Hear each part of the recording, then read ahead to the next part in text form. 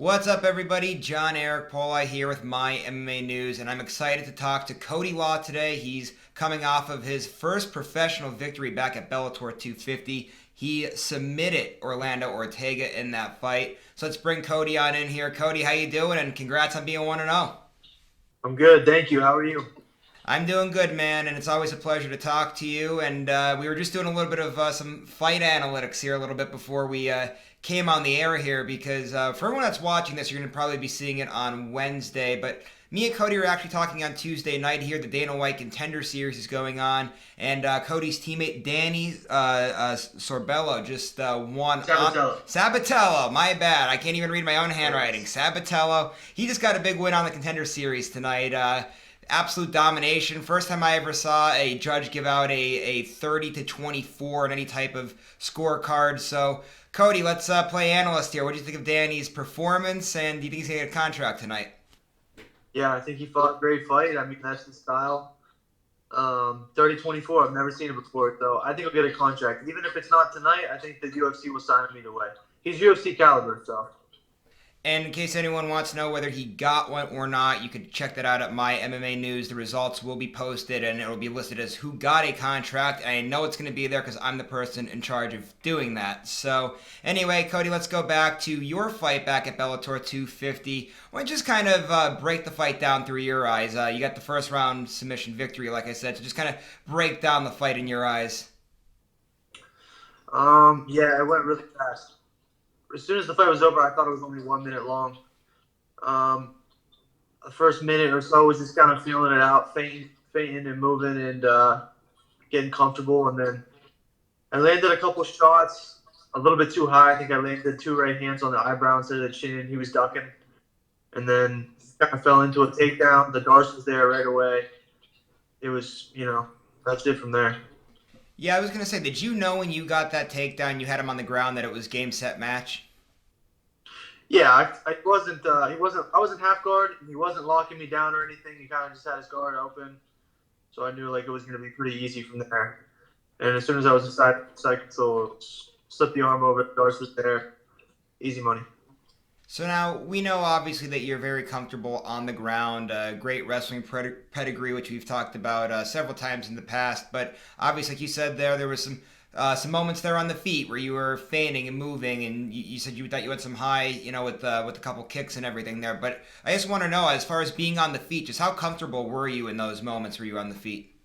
I felt great. I thought I looked good too. When I look back on it, I mean, I would like to have been had a little bit more time in there. But I was fully okay with the whole fight going on the feet like that. I wasn't into looking for the takedown. I want to get a knockout. Next fight I'm looking to get a knockout. If the takedown presents itself, I'm going to take it. I'm not going to be stupid. But I love to strike. Awesome, man, and I agree with you there too. I thought that it was a great performance by you as well. But I want to ask you about your head coach, Mike Brown. Obviously, he was there in your corner. What did he tell you after the fight, and what did he say of your performance? Yeah, he was pumped. That was our first one, my first pro fight, and that was our first fight together. We actually worked on that Darce like for weeks before the fight. That was like we had like 4 submissions we were really focusing on whenever me and him would work one-on-one, and that was one of them. I really liked that one, so I don't know what he had to say. I mean, he was excited, and right away we were kind of focused on let's get another one in because it was a no damage fight. So Cody, I want to ask you too about I know that you said you watched the fight back and everything else. Did you watch it with the sound on as well? Did you watch like the full broadcast that Bellator had up on their YouTube page? Yep. So you probably heard in there. Then there was a comment, I believe it was from Big John McCarthy. He said he was talking to Dan Lambert, the owner down there at American Top Team, and Dan said that he believes that you're probably one of the best young prospects in the whole entire gym down there. So what was it like hearing that from Dan, who's obviously seen a number of great talent throughout the years as the owner down there? Yeah, that was a cool moment for me because I was already excited about the win, and then to hear that, coming from Dan, who's been around the best of the best from pretty much the beginning of the sport, right? High praise. I was happy about it. I don't blame you too. It's a great compliment coming from Dan. And now, Cody, let's shift a little bit to the to after the fight here because I follow you on Instagram, and we'll let you plug your social media a bit later on here. But A lot of cool photos there from after the fight. It seemed like the after party was a lot of fun. So just go ahead and tell us a little bit about what it was like after the fight, getting to hang out and just celebrate that first victory. Yeah, well, we got a pretty cool group. We had four American Top Team guys on the card. Dan Lambert's out there. We have like five coaches, I think, and we got food and whatever. And then I've never gambled before, and a bunch of the guys were going out to play craps or whatever, and I ended up playing with them. And then my flight leaves at 6 a.m. The driver was taking us to the airport at 3:30 a.m.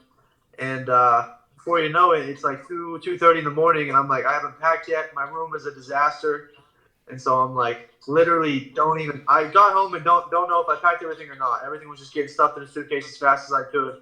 Late for the driver, and didn't sleep the entire night. It was. I'm just now recovering from that. I mean, a whole night's sleep lost is like outrageous for me, man. I get lots of sleep, so I was hurting for days. I was not even the same person for days. I hear I'm somebody that needs to get a lot of sleep as well, and I have to ask you now too. Your first time gambling. I work actually at a casino part time when now COVID has that kind of screwed up, but I can never actually gamble at a casino in Pennsylvania for a long time unless I travel. Well, I'm sorry, I couldn't gamble at the own one that I worked at unless I went to a different one. So for me, my first gambling experience was probably years after I turned 21 there. So I have to ask you, the first time I ever gambled, I was all excited and I actually won. How excited were you? And did you win? Did you have a similar experience? It seems like a lot of people win their first time out. I had no idea what I was doing. I was playing craps with Dustin, and he was trying to explain it to me. I didn't understand it, so anything he did, I just did the same thing.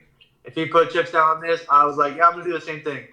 And I ended up running out of money, and he gave me some more chips, and I ended up winning $30, I think. But I don't know what I'm doing. That's hilarious. So I know you were mentioned there. Obviously, it was Dustin Poirier there. You mentioned that you had a couple American Top Team fighters out there with all the coaches, a couple of other teammates out there. I know you guys were hanging out with them, but you had a teammate from back in the Pittsburgh area there on the card, right, with Dalton Rossa. So he got a big win too on the card. So just what was it like hanging out with him during fight week and getting to see him go out there and get a win? It was awesome. I mean, he and I are a lot alike, and he actually moved into the American Top Team dorms weeks ago, and he's the room right beside me. So we spent a lot of time together, and we got a little bit closer. We learned a lot about each other. That we're both kind of the same mentally about fighting. I thought he had a great performance too. I thought he fought like a veteran. He would hurt the guy, and instead of standing there and slugging it out, he would shoot and take him down, and then beat him up on the ground, and vice versa. So I was pumped for him. It was great. So what's up with him and Dylan Dennis here that he's always calling him out here? Is that fight ever gonna get booked? Do you think? Dude, I've never actually talked to him about it. I have no idea. I've seen it once, but I don't know. Everybody's going on Dylan Dennis, right? But he's never. How many times has he fought? Once. Yeah, no, seriously, it's not too active, and it's funny. Me and my colleagues too at MyMMANews will say that all the time, like, who doesn't call out Dylan Dennis after a fight? So, I mean, if Yeah, but when's he gonna fight again? hey, you know what? It's God only knows. But I obviously if he does, I know everyone's gonna want to see it because he's a big household name, of course. With the whole Conor McGregor stuff and everything else. But when that's actually gonna happen, God only knows. Yeah. I wish I had an answer for you, but I don't. So, Cody, I want to move on though to something else here. Now, you're actually back at the dorms at American Top Team. So, just tell us a little bit about what it's been like since you've gotten back into the gym, and just maybe how long do you think until we might see you in there again? I know you probably want a quick turnaround. Yeah, I got back in last night. I got groceries and settled in, and I got 2 sessions in today, and I feel a lot better. Being home is nice. I get to rest and be around my loved ones and my friends and stuff, but that's not a sustainable lifestyle for me. I need to be here training. When I get here, my life is different. 100% clean, no alcohol, no caffeine, no processed foods. Everything's perfect out here. I love to train, so it's been good. And I'm looking to fight soon. I hope to get on the December 10th card. They have a card. I want to fight before Christmas.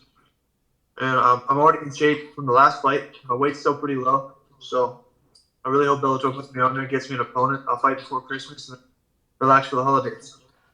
Cool, man. And if you do get that December 10th fight too, we'll have you back on and we can do a preview of that fight. But I did want to ask one other thing too. I know you said like when went home, you party, all bad food, but you do enjoy seeing everybody. So I wanted to ask you what it was like when you did get back home after that first win and just being around your family and friends after such a big moment in your life. It was a lot.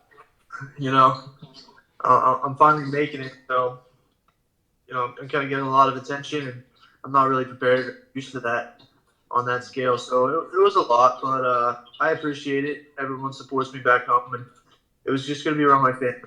They're always gonna be like my comfort zone, you know. So it was nice. Yeah, that's very nice to hear that. And now I want to just end with a few different side notes that maybe not necessarily related to your MMA career. And one of which, though, that I guess I'll lead with is the obvious one. The news broke earlier today, right before we recorded this. It's official. Your teammate Dustin Poirier, who we mentioned before, is going to fight Conor McGregor on January 23rd at UFC 257. So just talk a little bit about Dustin and just how excited you are that he gets this big opportunity to rematch Conor, get a huge payday, and get to ultimately put himself right back into the title mix at 155 pounds in the UFC. Yeah, it's awesome. What a good matchup, I feel like that was the only fight that made sense anyways. I don't know why it's not for the belt. If Habib is really done, I feel like that fight should be for the belt. Who else? Gaethje just lost the title fight. It's only Conor and Dustin. So What why not? I was gonna say, it's funny that you brought that up. I do a piece every Monday at MyMMANews called Matchmaker Monday, and I try to obviously do my best to play matchmaker. When Habib said he retired, I actually said the same thing. Conor, Dustin for the vacant 155-pound title. The fight makes a lot of sense. It's a rematch, and then not to mention you have Conor on the card. I mean, you're already going to bring in a lot of pay-per-view buys just to begin with. Now you put a title on the line, and hey, why not boost up the money? But hey, let's move on though. Somebody else that I wanted to ask you about too is your buddy Bo Nickel, a teammate of yours back in the day at Penn State. Just I always want to ask whenever I talk to you, what's up with Bo and how's he doing his preparation for the upcoming Olympic Games? It's good. Bo actually is where I got my fight shorts from. He's affiliated with that company, Scrap Life, and so he hooked me up and got me those fight shorts that I wore for my debut. I think he's got a match against Nate Jackson maybe coming up here this month. So they're just kind of doing like events right now where they do like single matches against people, and I don't know what the status is in the Olympics, but he's good, and I'm very training hard. Hope they're ready. Awesome. And now let's go to the political scheme of things here. The election, I guess, I don't want to say, I don't know if you want to say it's officially wrapped up. Other people say it's not officially wrapped up. That's not what we're really here for because we're an MMA website. But the other thing I wanted to ask, I did see the pictures of Donald Trump Jr. heading down to ATT with Jorge Masvidal. I know you got a photo with them. So just talk a little bit about that experience to meet the son of the President of the United States. Yeah, it was cool. I feel like no matter who he's before, right? I mean, it's cool you meet the president of the United States' son. But that's kind of the format here at the American Top Team. You just meet all kinds of, important people. So I wasn't even like super surprised. It was cool, and it was cool like shake his hand, and the whole environment there at the rally was pretty cool. What George has done is crazy. I heard that Florida was a Democratic state before, or maybe Miami County or something was Democratic, and it flipped to red. It's got to be because of George. So that's pretty cool. Yeah, well, actually, it's funny that you mentioned that too because that was one of the things I was going to ask you about because they were actually saying that on election night when I was watching the coverage. They were like, well, it was so close the last time down here in Florida, and that's mainly because Miami County went so blue, and yeah, the Hispanic population really went heavily towards Trump in that area. Mainly, a lot of it was because of George, because of those incredible press conferences that he was having. How many people did you ever see one of those? How many people were actually at him? It sounded loud when George was speaking that he really had a big mass of people behind him there at those events. Yeah, the one at the gym here, the rally is the one he spoke at. That's probably maybe where you got the videos from. The entire American Top Team gym was full, Wow, completely full. I think the rally was at 6:00 and people were lining up at 1 outside the gym. So the gym was packed from the cage to all the way to the back wall. And it's a huge gym, so a lot of people. Maybe Jorge have to get that into politics one of these days. Here, I know he's a big fight career still left in him here, but what do you think? Do you see Congressman Masvidal one day? I'm sure he could do it. I would love to see it. That'd be a lot of fun to see that. All right, Cody, we talked about a lot here. Always a pleasure. As always, though, before you run out, I always want to give you the opportunity to go ahead and plug your social media and sponsors, anything along those lines. Yep, just Cody Law MMA on Instagram.